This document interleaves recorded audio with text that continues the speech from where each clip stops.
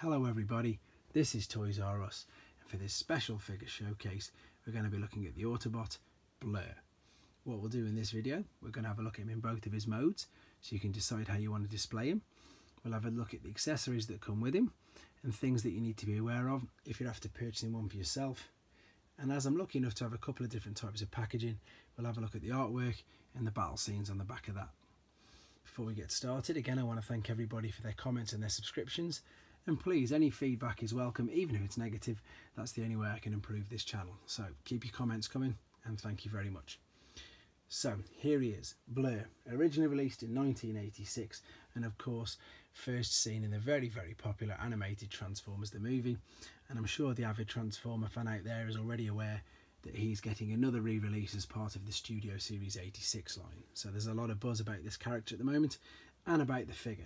So before that figure's released, let's take the opportunity to have a quick look at him here. We're going to start with, let's start with his alternate mode. So we've got this futuristic Cybertronian hovercraft here.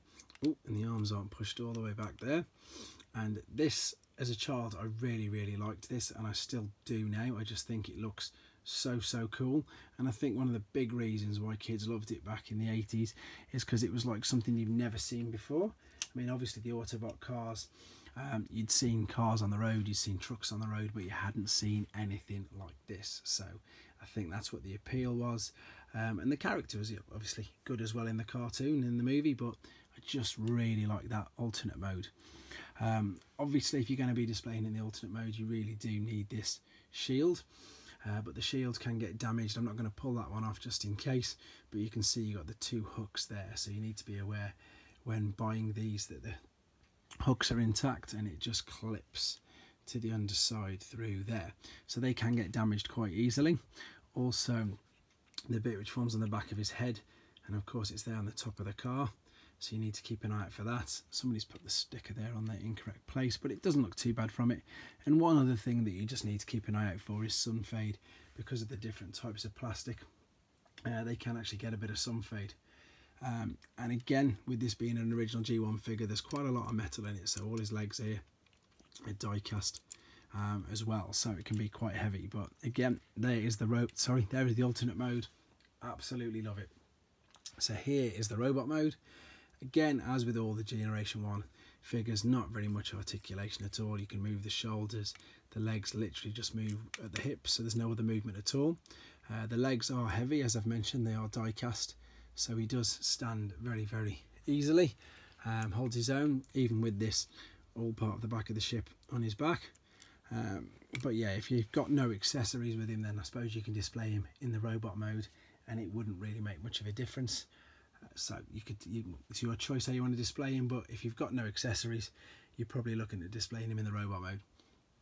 Right, let's move these out of the way, and I've got the original Hasbro packaging to have a look at first. Bit of a beat up box, but it's still a box. And then you've got obviously the transformation process there. You can see where they're taking the shield off, so it is really important that you take care when doing that.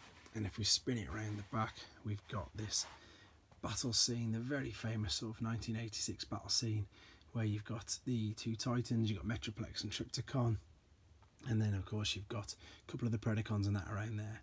So it's a really nice battle scene, used a lot at the time. I'm just going to move this out of the way. We'll look at the Takara box. So this is the official Takara, so it's the Japanese release, and I've mentioned on previous videos, and I'm going to do it again now, this is just a prime example of why I love these boxes so much. Much smaller, much more compact. They use polystyrene as an insert rather than a bubble, and it's been proven obviously to be the right decision, because unfortunately now some mint in seal box figures, the bubbles are detaching now obviously, and they can detach in transit, whereas with this polystyrene everything's held in place much better. And of course, look, it's just more compact. There's no need for all this wasted space. But there we go. So this is the Takara box. C79. C stood for Cybertrons, which is your Autobots, and which everything on the same. The transformation there, they've just shortened it because they haven't got the space across the top. And if we spin it round, you've got the same battle scene again. I'm going to bring this a bit closer, but it looks like it's just a little bit more zoomed in. Yeah, so you've got Hot Rod there, you can see Springer coming out of the side there as well.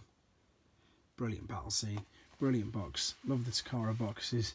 As I've already said, love the figure as well. Very popular figure.